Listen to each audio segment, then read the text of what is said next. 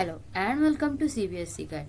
आज CBSE guide बहुत दिनों के बाद एक प्रॉपर वीडियो अपलोड कर रहा है। द थिंक इज़ दैट कि हमने न्यू एक इनिशिएटिव लिया था जिसके अकॉर्डिंग शॉर्ट्स में हम जो है मोटिवेशनल चैनल्स के वीडियोस डालते हैं। ठीक है, तो अगर आप भी किसी कॉम्पिटिटिव एग्जाम्स के लिए प्रिपेयर कर रहे हो तो आप ये शॉर्ट्स ज़रूर देख सकते हो। लेकिन जो लॉन्ग वीडियोस होंगे, जैसे कि हमने शुरू में एसएसटी के लिए शुरू किया, नाउ हम थोड़ा सा शिफ्ट करके सीबीएसई के एक बहुत ही इम्पॉर्टेंट सब्जेक्ट होता है जिसपे मोस्ट ऑफ द लोग वीडियोस नहीं बनाते और बच्चे इससे बहुत ज़्यादा डिफ़िकल्टीज फेस करते हैं, जबकि ये सब्जेक्ट बहुत ज़्यादा स्कोरिंग होता है। सो यहाँ हम लाए हैं आपके लिए एक क्लासेस जो है इंट्रोडक्शन ऑफ फाइनेंशियल मार्केट। ये सब्जेक्ट आईएफएम है और ये ऑप्शनल है। इससे रिलेटेड बच्चों के 9th 10th सीबीएसई में बहुत ज़्यादा कन्फ्यूजन होती है और इस कन्फ्यूजन को दूर करने के लिए ना यूट्यूब पे कोई वीडियोस अवेलेबल है और ना ही स्कूल वाले भी इस पर ज़्यादा एफर्ट्स डालते हैं, क्योंकि ये ऑप्शनल होता है। लेकिन इस वीडियो में हम पढ़ने वाले हैं इसके एडवांटेजेस, डिसएडवांटेजेस एंड पहले तो हम इंट्रोडक्शन देखने वाले हैं, उसके बाद एडवांटेजेस, डिसएडवांटेजेस और सीबीएसई गाइड आपको क्या प्रोवाइड करने वाला है इस वीडियो के थ्रू एंड इस चैनल के थ्रू। ओके, सो अगर आप भी इस सब्जेक्ट में कंफ्यूज्ड हो तो ये वीडियो आप ज़रूर एंड तक देखें, सो दैट आपको पता चलेगा कि आपको ये सब्जेक्ट एक्चुअल में लेना चाहिए या नहीं, क्योंकि हम इसकी प्रॉपर एंड फुल अपडेट देने वाले। So stay till the end. Okay, so ये सब्जेक्ट जो होता है वो ऑप्शनल होता है क्लास 9th और 10th के लिए। आईएफएम, जिसका प्रॉपर फुल फॉर्म है इंट्रोडक्शन ऑफ फाइनेंशियल मार्केट। अभी आईएफएम होता क्या है? आईएफएम जो होता है ये बेसिकली आपके फाइनेंशियल अंडरस्टैंडिंग पर बेस्ड होता है। नाउ इसमें आपकी आईक्यू जो है, जो आपका इंटेलिजेंस है, वो प्रॉपरली यूज होता है फाइनेंस से रिलेटेड, आपके पर्सनल फाइनेंस से रिलेटेड और आपके अपकमिंग लाइफ में आप कैसे अपने फाइनेंस को यूज़ कर सकते हो और अपने आप को अपग्रेड कर सकते हो थ्रू एम्प्लॉयबिलिटी सब्जेक्ट। इसके बारे में हम आगे वाले वीडियो में डिटेल में पढ़ने वाले हैं। सो ये सब्जेक्ट बेस किस चीज़ पे है? ये सब्जेक्ट बेस है आपकी इनकम पर, आपके एक्सपेंसेस पे, आप कैसे अपने फाइनेंशियल मैनेजमेंट कर सकते हो प्रॉपरली। डिटेल इस सब्जेक्ट में हम पढ़ते हैं। ठीक है, स्किल्स, इसमें हम कौन सी स्किल्स सीखते हैं? एक तो हम सीखते हैं हमारी फाइनेंशियल प्लानिंग, हम डिटेल में इसके कंटेंट को जानते हैं और फिर हमारी जो एम्प्लॉयबिलिटी स्किल्स है, मीन्स पर्सनालिटी डेवलपमेंट पे भी हम वर्क करते हैं। जैसे कि अगर आप सोच रहे हो कि 10th या 12th के बाद या आपको करियर में कोई जॉब अपॉर्चुनिटी में जाना है या किसी मैनेजमेंट फील्ड में मैनेजमेंट में जाना है, तो आप उसके लिए अपने आप को कैसे ग्रूम कर सकते हो, ये इस सब्जेक्ट में हम पढ़ते हैं, जो कि होता है हमारा employability.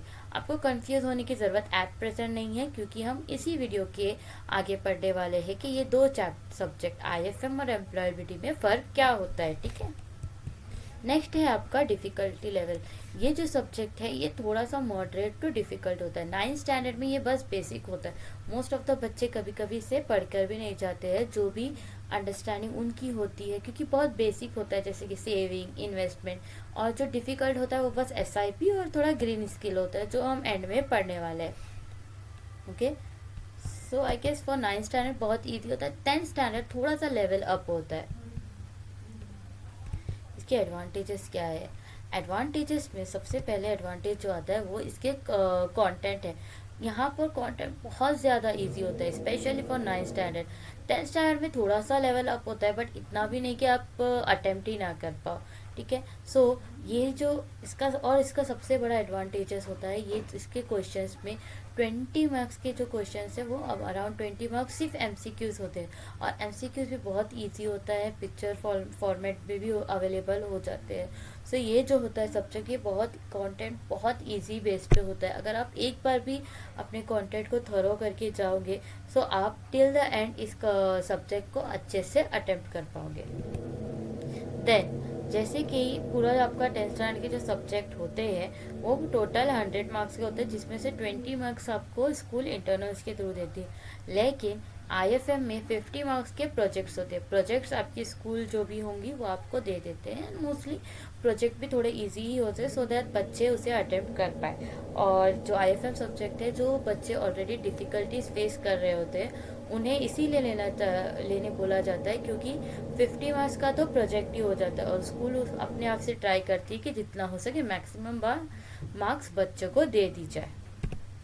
Then correction school board exams के पेपर जहाँ तक के बाहर सेंटर्स में जाते हैं, इवेल्युएशन के लिए जाते हैं, लेकिन ये जो करेक्शन आईएफएम का जो करेक्शन होता है, क्योंकि ये ऑप्शनल सब्जेक्ट है तो इसका जो करेक्शन होता है वो स्कूल में ही होता है, ये पेपर्स कभी बाहर नहीं जाते हैं।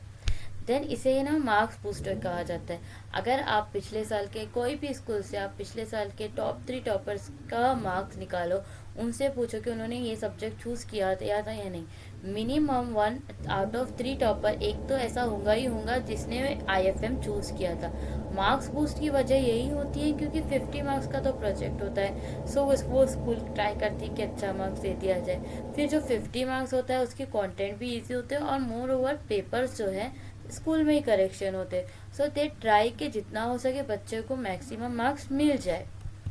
ये भी इसके डिसएडवांटेजेस भी होते हैं। अब हर कॉइन के 2 साइड होते हैं। बिफोर आप एनरोल करें आईएफएम के लिए अपने स्कूल में, आपको इसके एडवांटेजेस भी पता होना चाहिए और डिसएडवांटेजेस भी पता होना चाहिए। सो एक जो है ये एडिशनल सब्जेक्ट बन जाता है। ये ऐसा नहीं होता है कि आपके लिए कोई सब्जेक्ट को रिप्लेस पूरी तरीके से कर देगा। ये बोर्ड में बस मार्क्स रिप्लेस करता है जो हम पढ़ने वाले हैं, लेकिन कोई सब्जेक्ट नहीं रिप्लेस करता है। आपको जो एक एडिशनल 6 सब्जेक्ट जहाँ पे बाकी बच्चे 5 सब्जेक्ट की प्रिपरेशन करेंगे, आप 6 सब्जेक्ट की प्रिपरेशन करोगे। यहाँ पर 2 बुक्स होती है, हर लाइक 9th स्टैंडर्ड में भी 2 बुक्स हैं और 10th स्टैंडर्ड में भी 2 बुक्स होती है।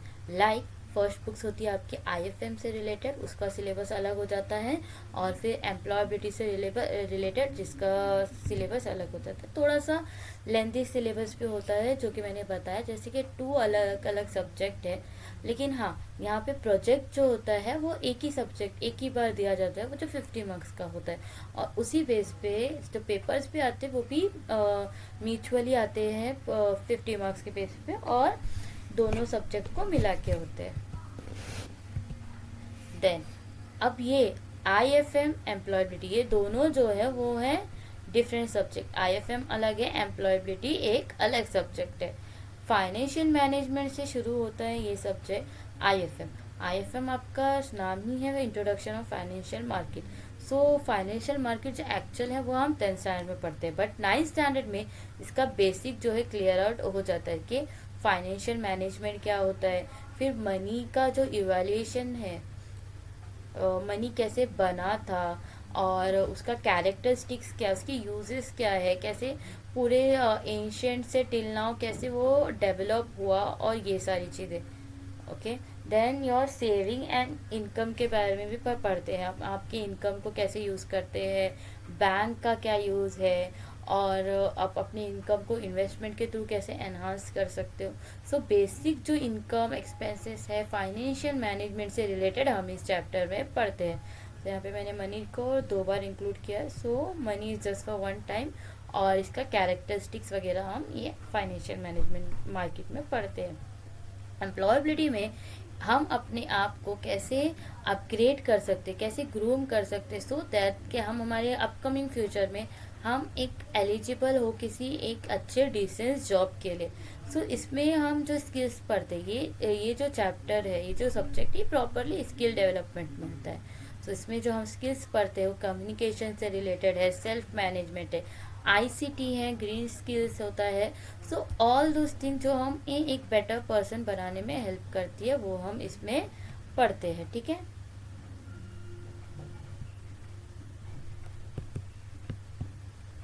अब यूज़ इन बोर्ड में इसका यूज़ क्या होता है, यही सबसे बड़ा क्वेश्चन मार्क हो जाता है बच्चों के माइंड में। इसका मेजरली यूज़ क्या होता है कि अगर सपोज आपको मार्क्स मैथ्स में कम मिले हैं, ठीक है, मैथ्स में आपको फेल होने के चांसेस है। सो अगर आपको मैथ्स में मार्क्स कम मिले हैं, बोर्ड क्या करेगी, आपका जो आईएफएम का मार्क्स है अगर वो अच्छा हुआ है, लाइक 80 मार्क्स आपको आईएफएम में आ गए हैं, सो ये क्या करेगी, मैथ्स के जो मार्क्स है वो रिप्लेस हो जाएंगे आईएफएम में।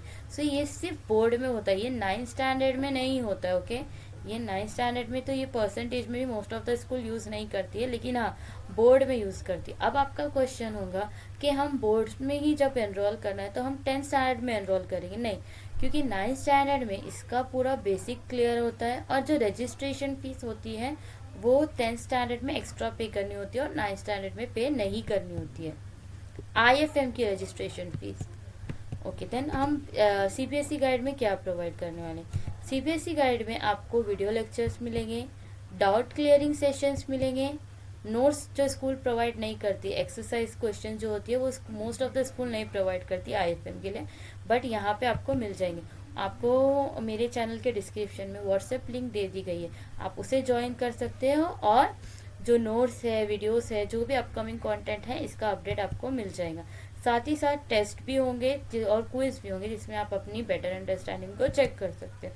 सो यहाँ पर अब मेरा सेशन हो गया। आप अपने डाउट्स जो है कमेंट सेक्शन में लिखें और don't forget to subscribe my channel. Thank you.